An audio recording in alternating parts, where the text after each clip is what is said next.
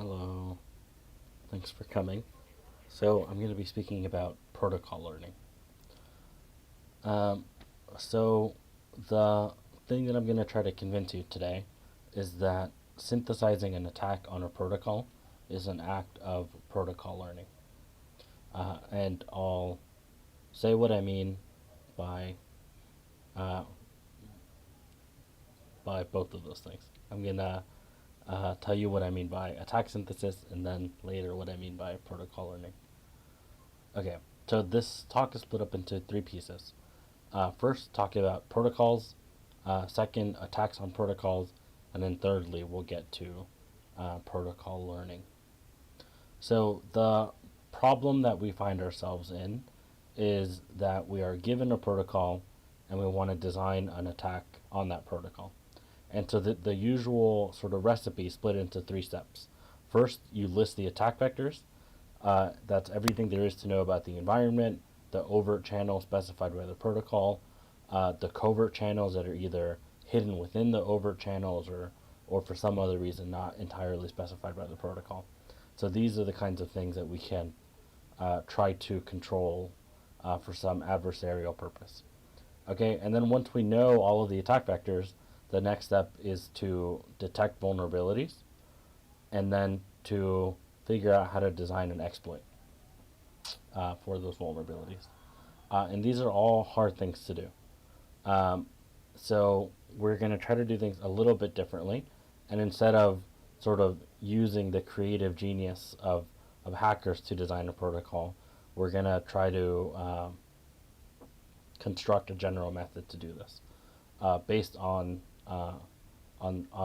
this principle of evolution that we want a simple sort of understanding of what the shape of a protocol attack should look like. So that's the high level model. And then we're just going to guess what the constituents could be. So if we think about the attack as a set of neural networks, we're just going to guess the weights, and it's probably going to do horribly. So we're going to test it to see how good it is at attacking. And then we're going to evolve, for example, the weights of a neural network through um, through methods that leverage its performance on tests to get better updates. And so first we're going to initialize our hypothesis and then iterate until we find one that works or have some sort of conclusive evidence that this approach is not going to work. And so I'll give a demo later on to try to make this more concrete. But first, I want to take a step back. So when I say a protocol, I mean the system that has roles, like for principals, and channels for communication between the principals. And these channels depend on programs. And then the protocol specifies um, sort of processes that those channels are implementing and requirements on them, as well as on their traces. And so the protocol depends on these programs and the inputs that we're feeding into them. And some of the channels are not going to be completely specified. And I'm going to walk through some examples about why you should expect that to be the case. And sort of the high level idea of what we're talking about comes from this 1997 paper called Protocol Interactions and the Chosen Protocol Attack. And the setup, something that they make very clear is that there's this notion of what it means for one protocol to interact with another one. And it basically means that the same actors are principals in both.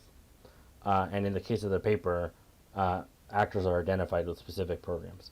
So if I am using my keys to encrypt messages, then there's definitely an interaction in different protocols if I'm using the same encryption program with the same key. So that's sort of what it means to interact. And what they make very clear is that an attack on a protocol is a protocol. And they make this big claim that basically for all reasonable looking protocols, there is a chosen protocol for it that serves as an attack. And and the idea in their paper basically is based on is sort of based on this principle that if you want to attack a protocol that does where some principal uses some key for encryption, then you need to trick them into using your protocol where they use the same keys. And the reason that they say that that's a sort of reasonable thing to consider is um, because people are not super diligent about key use in the first place. Or if you're like at an organization that uses smart cards, for example, you're probably going to use the same keys for a lot of the things that you do there. Yeah. And so in our setup, we have this target protocol and things that it exposes. So for example, it maybe depends on inputs, or if you're one of the principals, you can interact with this protocol and then get some sort of output. So the way that we're gonna synthesize attacks is to first figure out all of the places where you could plug in the inputs and outputs of the target protocol for the principles that you are in in principle able to control. So for example, if it's a client server protocol and the victim is the server, maybe you can honestly play the client. And so you want to figure out, okay, what kinds of things can you control for sending and receiving as the client? So that's what I mean by the interface O. So you want to figure out this network that plugs into everything that could plug into and receives outputs from everything that is emitting outputs. So you have this network. And then the idea is you want some choice of processes on this network that serve to attack that target protocol. So once you have the shape, once you have the network, you assume that there's some choice of processes that that sort of maximizes the like adversarial intended effect. Okay, and then so how do you do this? You assume that the processes um, are sort of parametrizations of something. Like for example, you assume that the attack could take the form of a neural network, and that there are correct weights that do what you want. And I'll sort of justify this assumption later. Then once you have the sort of shape of the network, you just sample the weights at random and see how it does, and then use the methods of machine learning to update the weights. And so protocol learning is this process of figuring out which weights determine the process that is maximally effective as an attack. Okay, so as I've been saying, a protocol sort of comes in three sort of layers. At the top layer, there's the logic of what kinds of traces you want to be allowable, and of course, what traces are allowable depends on what processes are actually running. So that's the middle step. And in our setup, some of the processes are like actually determined. Like the protocol comes with implementations of programs that they check that you're running and that are sort of explicitly controlled by somebody else. But then there's usually other processes that are left up to the user.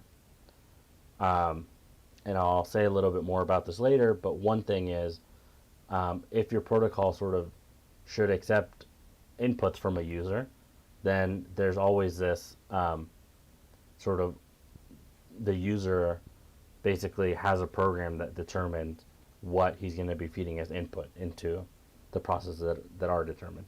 And that's a very common thing. And then those processes mediate communications between the things that are allowed to communicate. And that's sort of what I mean by the network. And so I'll show you one sort of network diagram that can serve as the baseline for like a simple protocol with two roles. And so here the two roles I'm calling Alice and Bob, and I'll show you how to read this diagram. So time flows downward, and everything in the A column is things that A can see. Everything in the B column is things that B can see, and then the horizontal flows are communications in the direction that is depicted. And so, yeah, so let's sort of walk one path. So B gives an input, and then it sort of splits into two. One part gets fed into H, which is then transmitted to the A column, and this corner receives sort of one input from B and one input for A, and so the one coming in from A should be read. You should think of it as like a persistent state. So there's a persistent state from Alice, and this message that Alice receives from Bob, and it gets fed into this update function that spits out two things. It spits out like the new persistent state and the new message that she wants to transmit to Bob. And so then that corner splits it. The down part sort of sends the persistent state, and the left part gets fed the message that should be outgoing. And so then the outgoing message is in the language of A, and G translates it to the language of B. And then it hits that corner update that this now incoming message to B, together with the persistent state from B that's flowing from above, gets updated. And so now so two things come out of the update in principle: the new persistent state and the new outgoing message. But for a very simple protocol, you could say maybe that's just it. So this is sort of the simplest send-receive protocol. This is like the simplest unit you could think of. And for this kind of protocol, you don't really need to define everything. Like if that's all you're doing with your send-receive protocol, then you don't even need to define both parts of UB. Maybe you only need to define the new persistent state or the new update, because there's no reason to define the new persistent state if you're not going to use it for anything else. And so this is showing like the network, and you can see that it sort of depends on these computations, H, G, UA, UB, that I haven't explicitly defined yet. So the network tells you sort of what things it expects to be defined. And then those other two boxes on the corners that I haven't named yet. And then the processes build on top of this network. The process layer actually fills in values for each of these computations. So the process layer would explicitly define all of these functions. Yeah, and so I'm thinking about this network, sort of everything that's going on, I'm sort of wrapping up in this big dashed box called T. And so I'll give you an example.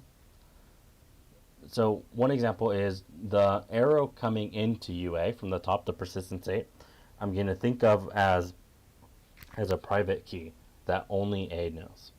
Okay, so A has this private secret, K. And then there's this other part that I haven't depicted, that she has some shared secret with B. She calls her shared secret A0, Bob calls it B0, but there's some understanding about what it is. Yeah, and Bob wants to hear B0 from A. So in this diagram, Bob is receiving this message from A along G, and he wants the output of G to be B0. And so what Bob wants to do is he wants to send the right message into H to get what he wants out of G. So Bob generates a message, B, and he sends the output of H to A. And we should think of that as plain text for now. And we're going to think of Alice's update as like a sort of encryption. It encrypts using her persistent state as a key, and this message that she received from Bob is a plain text, and that produces ciphertext. And then she basically sends the ciphertext back to Bob along this channel G that translates it into Bob's language. And then Bob is successful. Well, Bob receives this translated ciphertext, and he calls it a success if the message that he received is the one that he wanted to hear. Okay, So we should think of it as like Bob knows that B0 comes from A0, but he doesn't have access to A's channel G. And so he wants to figure out what to say to A to get the response that he wants. Okay. And so just to give a sense of what these types could be, you could imagine that sort of the language that A speaks are letters in some alphabet. A1, A2, blah, blah, blah, up to AN, and same for B. B1, B2, blah, blah, blah, BN. But because Alice's update is some sort of, we're thinking of it as like encryption, they're like different. There's like a way in which they're the same because they're like isomorphic at sets, and sort of Bob knows that this letter comes from this letter, but he doesn't actually know. He doesn't know the key, so he doesn't actually know. Like he knows maybe how to run G, but it's being obfuscated by this encryption update that A does. And so the next bullet sort of says one feature of that, which is there's like an encryption based on the key and the letter that's meant to encrypt. So it's like a cipher with the property that that the output of the cipher is always a different letter. Okay, and one requirement that you would have on a like encryption scheme like this is that after encrypting whatever A sends to B, we want it to only match Bob's goal of coming from A0 1/nth of the time. So we want to bound the probability that Bob's guess is correctly produces Bob's response, Bob's desired response, and the response that A wants to avoid, one out of n times is the amount of time that Bob should be successful. And I've been speaking about these things like letters. So if you think about them as letters, one example is you would want n equals 26. And what we're doing basically is just encrypting individual letters. Okay, and so this is the kind of thing that an encryption machine does. So here's a picture of the Enigma machine from World War II, and this diagram of what it looks like. Here, A is the Enigma machine, and everything inside the box T is specified by this machine. But there's still some things that are not specified. So one thing that is not specified is this arrow from A coming into the box. So that the actual encryption key K that the machine uses is not generated by the machine itself. One reason that it would sort of make sense to leave this out is that there's lots of different machines that are encrypting things, and you want them to, and you don't want it to be that, like, if the enemy captures your machine, that now they can magically decrypt all of your communications. Maybe you want to have a different scheme for changing K. And so for that reason, it's sort of not built into this machine itself. That's the like method for updating K is this higher level security protocol on top, like above this. Okay, and then the other thing that's left open is the sort of actual messages that you are that you care to encrypt. So the arrows coming in from B are also not specified by the machine. Right. The whole point of an encryption machine is it encrypts what the user wants. And so it is frequently the case that when you have these protocols that the like channels that feed inputs into them are left unspecified because that's the functionality that they serve. And so protocols are often open in this sense. Okay, and so now suppose the same machine with the same key is being used by, suppose there's two of them. And suppose Alice is playing the role of A, so the same machine, in instances of T with unknown actors for B. So there's two different, potentially different users of the machine. But suppose Malcolm is actually playing the role of B for both of them. And he's doing this asynchronously, so it's not necessarily in lockstep. So he could do one, he could use one and then the other, or in the opposite order, or at the same time, or in weird mixtures. Um, then there are some interesting security implications of this.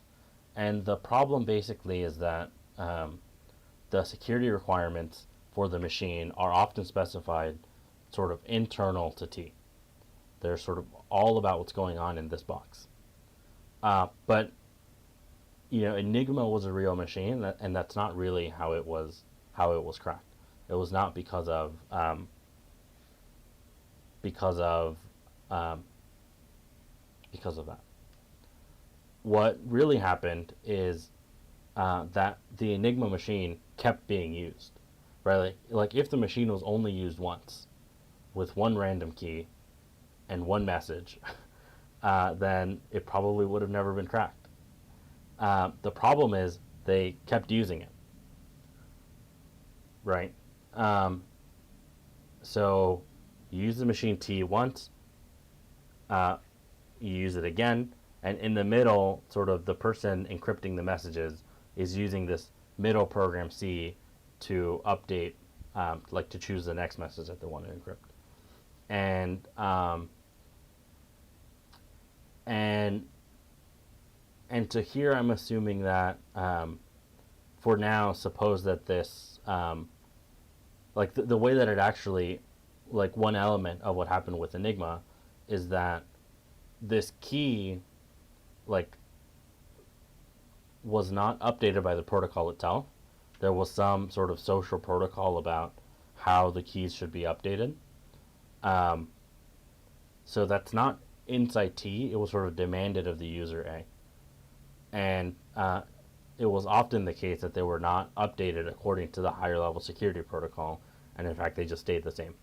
So here in our setup, we're going to assume that the same key used in this box for T is used in the second one. And so the question is, if the same key is used, what kind of advantage do you get? And how should B craft responses in the beginning to get sort of what he wants in the end? And then how should he update in light of that to feed the inputs for the next use of the protocol?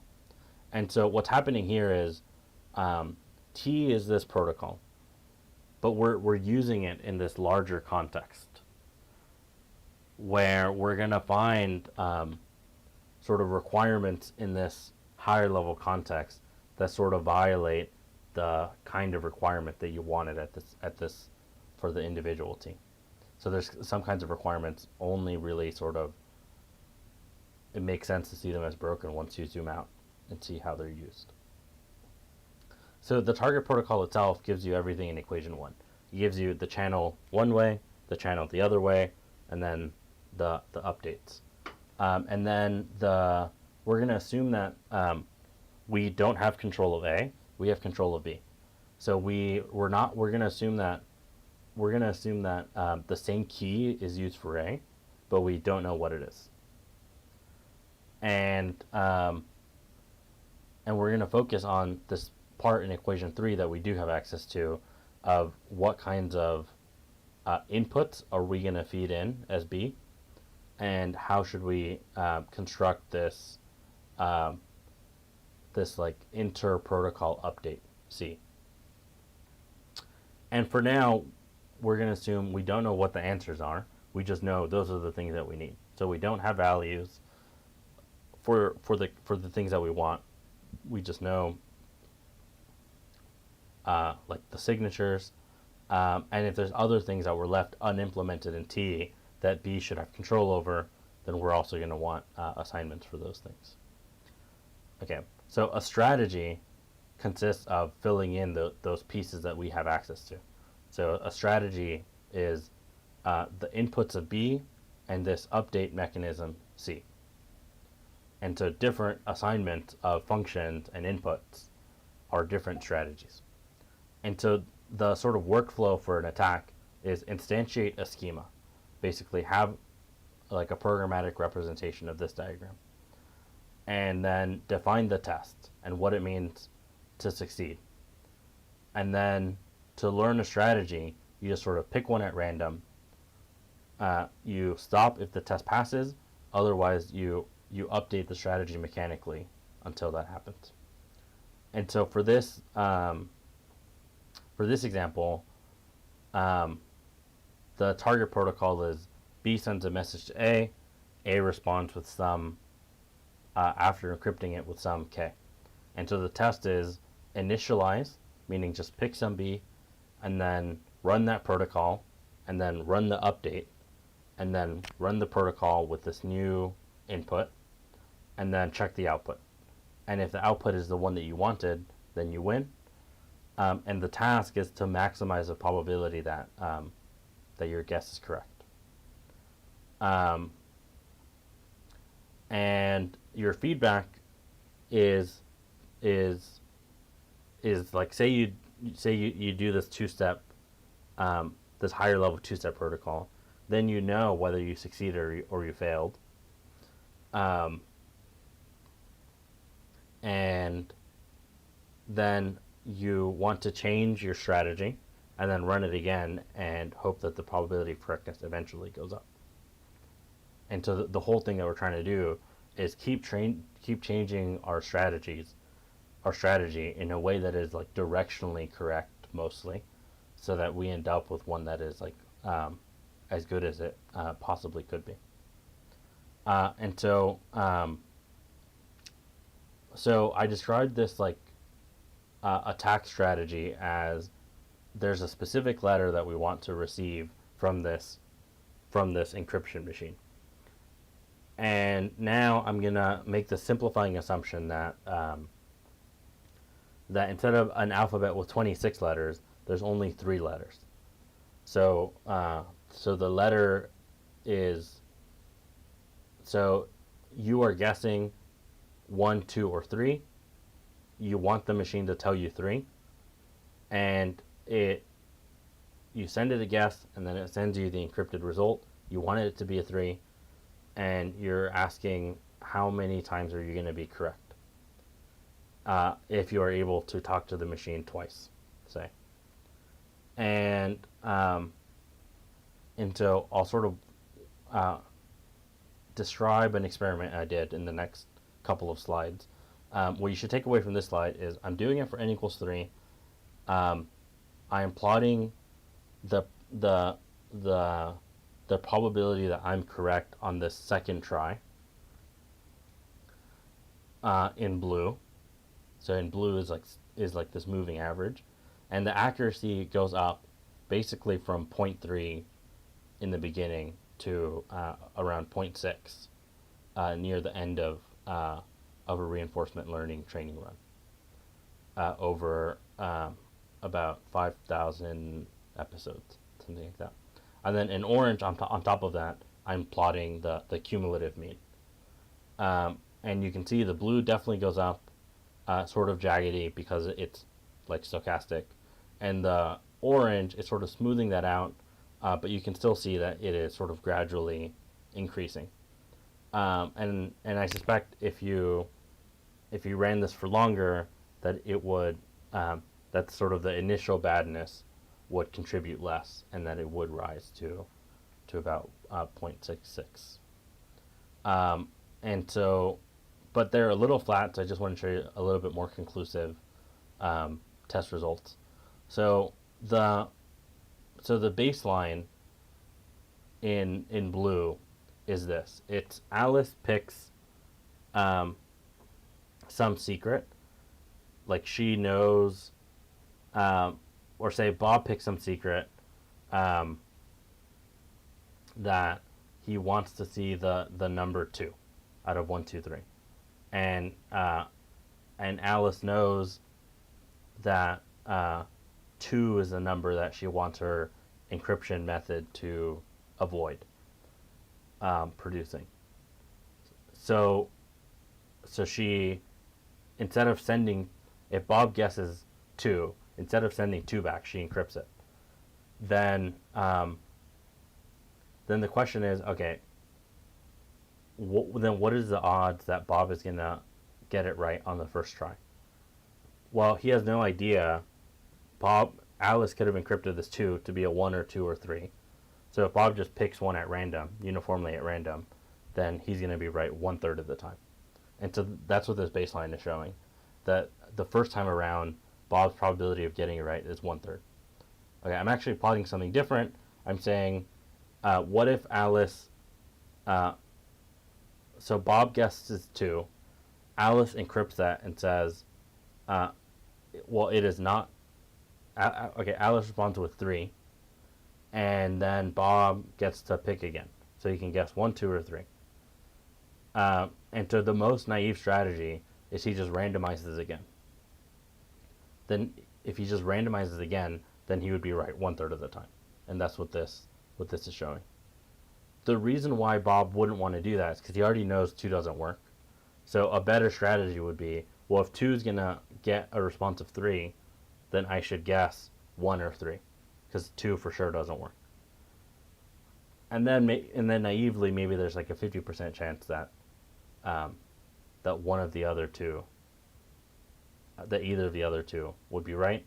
But in the most naive strategy, with no hand holding, we're just letting Bob do whatever. And his strategy so far is just completely randomized the second time around. And that is showing, that's the thing in orange, that he'd be right 1/3 of the time. So in blue, I'm just showing randomly sampling. In blue, I get 1/3. In orange, I'm instantiating Bob as a neural network and randomizing the weights, and using that to sample, and that's coming out as 1/3. And then this thing after training, so then I train this neural network to have better weights, and by the end, its prediction is correct around 2/3 of the time. And that's as good as you can do.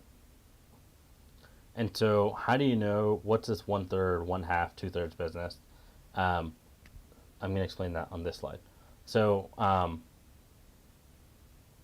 the high level is that the scheme that I've described is exactly, when n equals 3, is exactly this well-known problem in sort of Bayesian probability called the Monty Hall problem. So the game show host has 3 doors. There's a car behind one of them and goats in the other 2. And the way that the game works is you submit a guess to the host, and the host opens some other door, right? No matter what you guess, there's always another door that that has a goat instead of a car. And so that's the one he chooses to show you.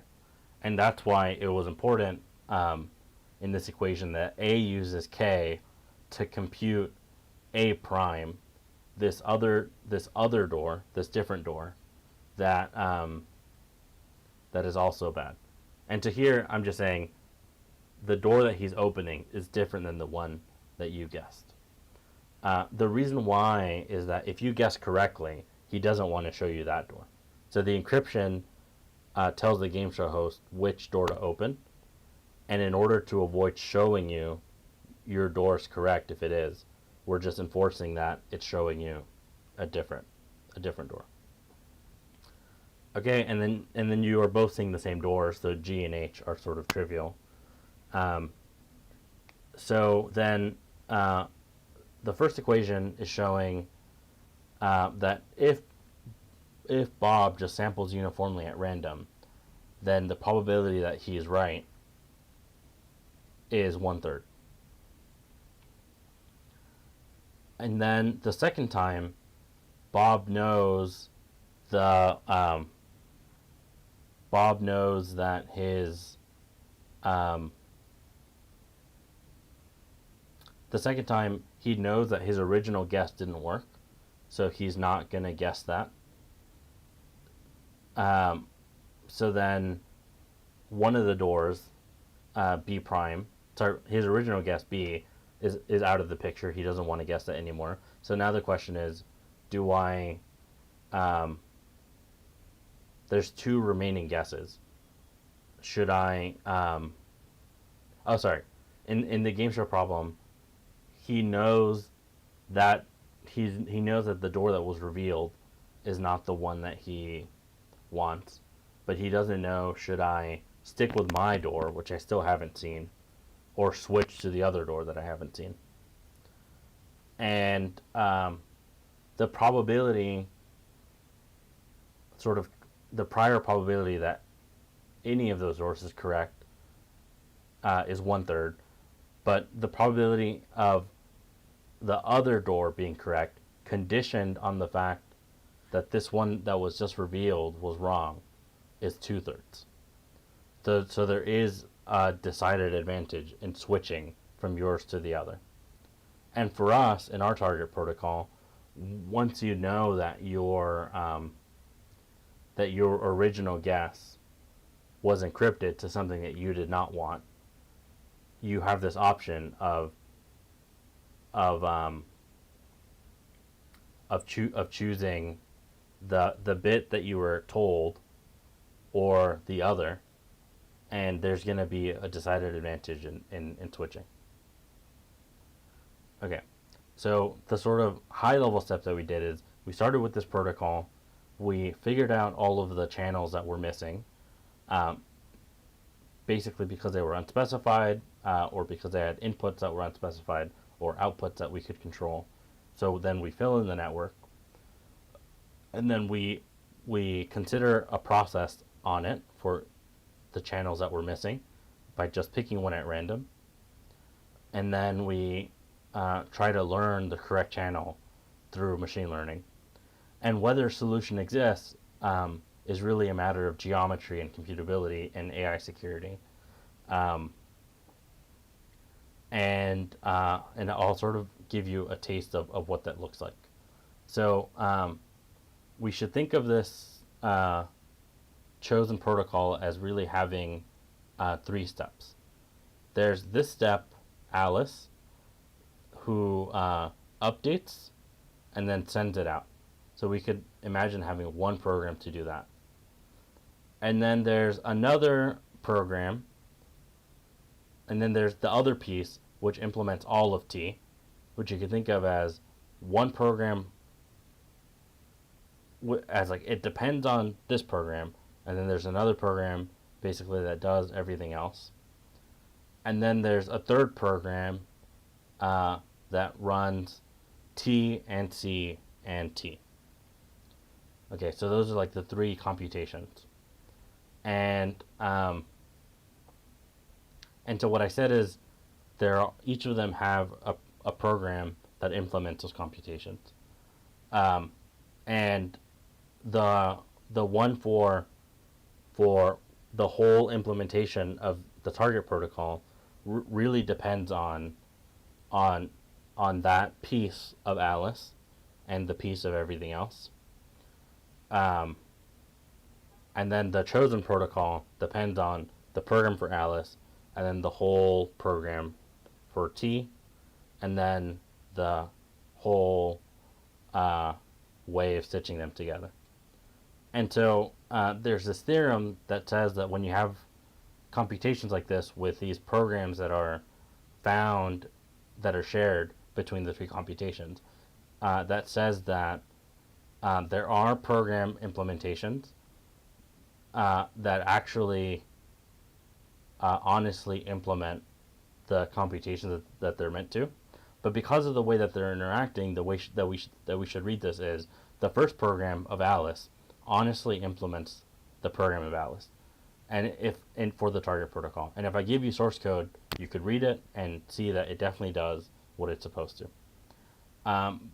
And the other program also does its piece. That together, that together with the program of Alice, it really implements that computation of the target protocol. But they have the weird property that we're stitching them together with this third program, and when you run the third program, you want to design the computation to do what you want, and then there's some program that achieves it. So in our case, what we wanted is is a computation whose end state is what we wanted. And so there's some program that achieves it. In this case, our end state was that we wanted the probability of being correct on the second guess to be higher than 1/3. And this says that that you can actually do it. Okay, so so the sort of pieces are, when we have a target protocol, you find a bigger network that fills in the missing channels, including the ones for inputs and outputs, and this theorem, even for like an arbitrary target protocol, this theorem says that there are programs that honestly implement the target protocol that can be steered when they're used in this chosen protocol. They're steered to achieve the computation of the chosen protocol. So they're honest implementations in sort of the original setting, but in this wider setting, the same programs are sort of coerced into doing what the chosen protocol wants. And then, so these programs exist, and then the question is, how do we actually find them? And that's the learning part that we were talking about earlier. So an attack on a protocol is a protocol. One of them actually, one set of programs for the protocol actually works. You can find it with protocol learning. That amounts to randomly sampling and then optimizing. And you do this with machine learning, like with neural networks and transformers. And basically the theorem applies because of the universality of transformers. There is an assignment of programs that fill in the target protocol honestly, that are steered in the wider setting. And the way that it works out in practice is that the more insight you have on what attack is going to work, the more you can refine your model architecture. So you can use smaller models, for example, to effectively have to learn less, which makes the task of easier learning when you have this insight. And when you don't, you're just solving a harder learning problem, which means usually more resources, you need bigger networks or more training time. So the more you know, the easier, the more feasible the learning problem is. So to zoom out again, attack synthesis is a problem of protocol learning. This is an emerging area with new problems and new dimensions of interest for problems that we already cared about.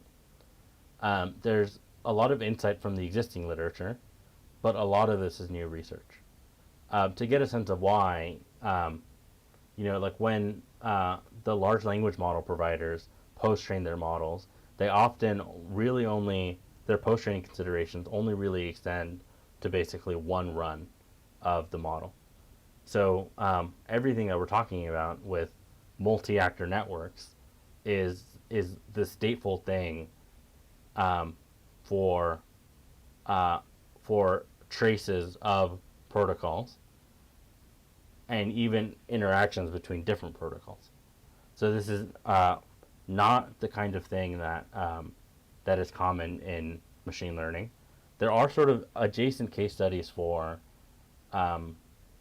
like trying to learn security protocols or encryption algorithms for really, really, really simple shaped protocols. But this work on protocol learning for like manifestly multi-actor networks is a new area. So there's no like empirical benchmarks or even like frames for what kinds of problems are feasible in practice. But there is a rich theory for the theory of multi-actor networks and for the theory of computation saying that these kinds of problems are solvable. And so now it's up to us to solve them. Okay, thank you.